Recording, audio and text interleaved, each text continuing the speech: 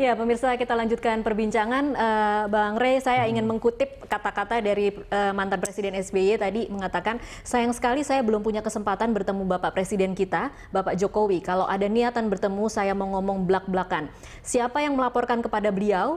Siapa yang beri informasi intelijen kepada beliau yang menyampaikan saya ada di balik aksi damai 411, pengeboman hingga urusan makar. Saya ingin sebetulnya melakukan klarifikasi secara baik dan niat dan tujuan yang baik supaya tidak ada yang menyimpang atau curiga. Nah, ketika diletakkan seperti ini, mungkin kita tersadarkan bahwa sebenarnya selama ini tidak ada yang melakukan atau tidak ada yang melemparkan tuduhan seperti itu. Melacaknya sederhana, misalnya, apakah ada menteri kabinet yang berbicara itu? Satu, apakah ada juru bicara yang berbicara itu? Apakah ada misalnya dari KSP yang berbicara soal itu? Apakah misalnya polisi juga mengatakan hal itu dan seterusnya gitu. Iya. Jadi kalau tidak ada sumber-sumber valid dari itu yang kita sebut sebagai pihak istana, ya tentu saja pertanyaannya mengapa kesimpulannya yang memproduksi itu adalah istana dan seterusnya gitu. Iya. Nah, itu satu. Nah, kalau misalnya maksudnya ke situ ya, sehingga sampai misalnya intelijen, siapa intelijennya, apa ininya dan seterusnya. Itu kan juga seolah-olah mengatakan bahwa intelijen memberi informasi yang salah kepada presiden dan seterusnya gitu. Nah, itu satu. Nah, yang kedua, kalau sudah diyakini misalnya oleh istana bahwa ada nama sebagai penanggung jawab utama atau apalah misalnya yang terkait dengan makar, saya pikir mereka tidak perlu memproduksi banyak ini kan asumsi kan, ya seperti misalnya ada Pirza langsung ditetapkan sebagai tersangka, ya ada ini sebagai tersangka dan sebagainya gitu. Artinya polisi kalau udah memiliki data yang kuat, cukup dan seterusnya, mereka langsung menetapkan yang bersangkutan sebagai tersangka dengan posisi apa ya, kan misalnya ada yang penyandang dana, ada yang penyandang itu macam-macam dan seterusnya. Gitu. Jadi artinya apa gitu? Artinya isu sekarang dibalas isu kira-kira gitu. Nah, oleh karena itu kalau isu itu mau dilawan isu ya cukup selesai bahwa saya nggak ada di dalamnya. Atau sebenarnya memang ada sesuatu yang masyarakat tidak tahu tapi seolah-olah kita sudah meyakini itu sebagai suatu kebenaran meskipun tidak karena tidak ada statement dari polisi pun menetapkan tersangka pun kita tidak tahu peran mereka seperti apa persisnya atau siapa yang menggalang dana di balik mereka. Nah itu makanya oleh karena itulah kemudian kan tentu saja ada langkah hukumnya. Artinya kan begini, kalau cuma sekedar isu kan ada dua kemungkinan, ya abaikan saya namanya juga isu, kira-kira gitu ya. Tapi kita ada yang merasa terganggu meskipun isu ya. Ungkapkan saya nggak ada yang terlibat di dalam. Artinya kalau polisi sampai kita ngomong itu atau bahkan selanjutnya tidak pernah memprosesnya, terbukti memang saya tidak terlibat di dalam. Kan kira-kira gitu, isu yang berkembang salah gitu. Nah itu maksud saya, artinya kan justru dengan polisi tidak bertindak apa-apa terhadap siapapun di luar yang sekarang misalnya katakan yang 11 gitu. Artinya sejauh ini belum ada pemainnya gitu lah kira-kira sejauh ini ya. Belum diketahui ya? Ya sejauh ini makanya sejauh ini belum ada pemainnya gitu. Artinya orang boleh buat isu kemana-mana macam-macam dan seterusnya itu ya. Tapi ya namanya isu pertama ya disikapi saja dengan santai. Satu ya biarkan saja itu pertama, atau yang kedua kalau kita merasa perlu jawab ya kita jawab seperlunya, dibuktikan saja dengan waktu. Kalau polisi tetap tidak ke kita, artinya kan kita berada pada pihak yang benar kan. Statement SBY pada sore tadi seolah-olah memang dialamatkan kepada istana. Nah sekarang menurut Anda bagaimana istana harusnya bereaksi terhadap statement tadi? Ya saya nggak tahu juga. Nah, maksud saya apa cara terbaik untuk kemudian apa yang kita saksikan hari ini seolah ada orang yang merasa tertuduh kemudian membalas menuduh lagi. Kalau misalnya nanti begini ya, taruhlah misalnya saya tiba-tiba dituduh ini, dan saya mengatakan istana ini semua di belakang belakangnya. Nah, terus presiden juga harus terima saya. Dan selesai persoalan. Gitu. Ya kan repot. Nah, maksud saya ya. Meskipun yang berbicara adalah mantan presiden. Kan mantan presiden dengan saya pada konteks negara apa bedanya? Sama-sama warga negara Indonesia biasa. Saya juga nggak mau dong dituduh, misalnya kan, nggak suka dituduh, gitu ya, dan seterusnya. Dan memang saya juga punya keinginan untuk menjelaskan kepada yang bersangkutan. Cuma kan di posisi yang bersangkutan kita juga harus pandang. Kalau semua misalnya warga negara mendapat problem hukum seperti itu, yang katakanlah misalnya yang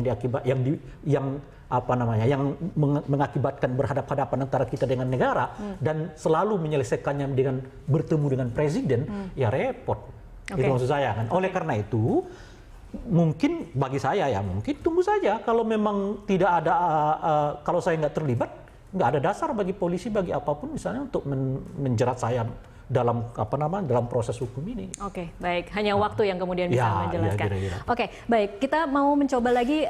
Saya mau mencoba memetakan lagi, Bang Rey. Ada kasus makar. Kemudian ada 11 tersangka di sana. Ada nama Firza Hussein yang kemudian dikaitkan dengan jabatan dia sebagai ketua dari Solidaritas Sahabat Cendana, yang kemudian kita berpikir bahwa Cendana itu terafiliasi dengan keluarga mantan presiden. Ada juga dugaan bahwa itu didanai. Artinya kan begini, ke sini dulu artinya kan sekarang ada orang yang menyebut melibatkan nama-nama mantan presiden. Mantan presiden, iya. Nah, dan mereka udah membantah dan nggak cukup membantah, langsung membawa proses itu ke pengadilan. Iya. Nah sekarang dengan beraninya mereka membawa ini ke proses pengadilan dalam bentuk somasi, orang menganggap memang mereka serius nggak ada berada dalam situasi itu. Kecuali nanti misalnya dibuktikan lain di pengadilan kan. Nah maksud saya bertindaknya juga bisa begitu. Dan kalau kita merasa bahwa tidak bisa lagi ditolerir ini, nggak cukup dengan sekedar mengatakan bahwa saya tidak terlibat, saya terganggu dengan ini, gitu. Ya kan yang memproduksi ini kan bisa dilacak oleh teknologi sekarang kan. Nah tinggal menurut kita siapa yang pertama kali mengeluarkan isunya, ya kita isomasi ya ke pihak penegak hukum. Nah kalau dia jawab macam-macam kan terungkap gitu. Jadi tidak diselesaikan melalui mekanisme-mekanisme itu. Tinggal nanti setelah terungkap ya seperti pengacaranya Tommy Soeharto mengatakan ya kalau mereka minta maaf, berjanji gak mengulangi ya selesai. Gitu. Nah itu mungkin langkah yang menurut saya yang bagus, maju gitu. Artinya kan mau diselesaikan dengan cara kalau yang bersangkutan tidak mau dialog, ya kita melalui proses hukum. Kalau proses hukum ternyata kemudian yang bersangkutan mengatakan meminta maaf, mengakui kesalahan, ya sudah tidak ditindaklanjuti. Jadi mekanismenya jauh lebih baik begitu ketimbang saya merasa difitnah, tapi kemudian saya ingin ketemu si Anu. No, karena saya merasa dia yang mengeluarkan fitnah. Ini sudah rasa-rasa semua gitu kan.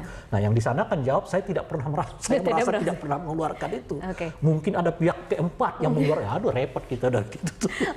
Oke. Jadi ada kasus makar, kemudian kita melihat ada berbalas rasa seperti itu. Ada juga ada kasus penodaan agama yang kemudian juga tadi ditanggapi statement dari persidangan itu yang kemudian mantan Presiden SBY merasa disadap begitu. Nah, kalau Anda melihat ini semua sebenarnya kan ini berputar di putaran Pilkada DKI Jakarta. Memang normal segaduh ini atau kita yang memang belum dewasa? Gaduhnya beda-beda. Oke.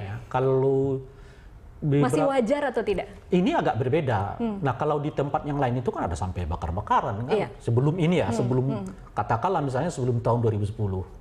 Jadi kasus ada dibakar, penyanderaan, demo-demo, bentrok, udah beberapa kali kita lihat sebagai contoh, baik yang dalam skala kecil maupun dalam skala besar. Gitu. Nah di Jakarta ini problem terbesarnya adalah soal isu SARA, gitu. Nah yang menarik itu adalah isu SARA-nya mau melalui proses hukum. Cuma anehnya ini karena kemudian nggak berhenti pada soal proses hukum, lalu menyangkut ke sana kemari. Jadi sekarang mungkin ya, tapi saya nggak tahu persisnya, mungkin ada sekitar 5 atau sampai orang yang tersangkut pada kasus yang sama. Gitu. Artinya kasusnya sih awalnya adalah dugaan penodaan agama, tapi sekarang berkembang ke soal dugaan penodaan ini, penodaan itu, sampai ke soal kesaksian palsu, dugaan kesaksian palsu di pengadilan dan sebagainya gitu. Nah, artinya apa? Ini menunjukkan sebetulnya kelihatan ada orang mau menyelesaikannya dengan persoalan hukum. Seolah-olah bagus lah itu. Tapi harus kita ingatkan juga gitu bahwa kalau semua persoalan di bangsa ini diselesaikan melalui pengadilan, kita sebetulnya mau mengatakan nggak perlu ada dialog di dalam bangsa ini.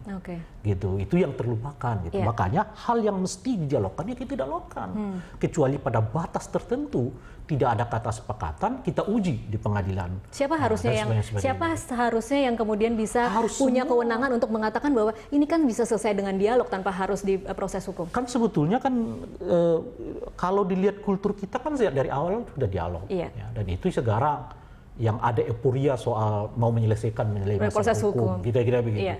Jadi dia senang laporin orang, tapi begitu dia kena lapor, dia sebetulnya juga nggak siap gitu loh untuk mempergunakan pasal yang sama. Misalnya saya mau penghinaan, ya kan? membawa orang ke pengadilan atas dasar penghinaan. Begitu orang lain mengatakan kita penghinaan, kita mengatakan jangan pakai pasal itu dong. Nah, kan nggak siap juga gitu. Itunya kan begitu. Nah, oleh karena itulah balangan saya, apa yang disebut dengan penghinaan, apa yang disebut dengan penodaan, penistaan, ditambah lagi tadi itu makar gitu. Mestinya ini pasal-pasal yang harus kita terapkan dengan cara ekstra hati-hati. Karena apa gitu? Karena akan berujung kepada bukannya secara prosedural memang ada penegakan hukum, tapi pada saat yang bersamaan sebetulnya membuat kita menjadi serba takut ya untuk berbuat dan bertindak dan mengucapkan pikiran-pikiran kita. Oke. Baik, kita akan lanjutkan di segmen selanjutnya. Pemirsa tetaplah bersama kami.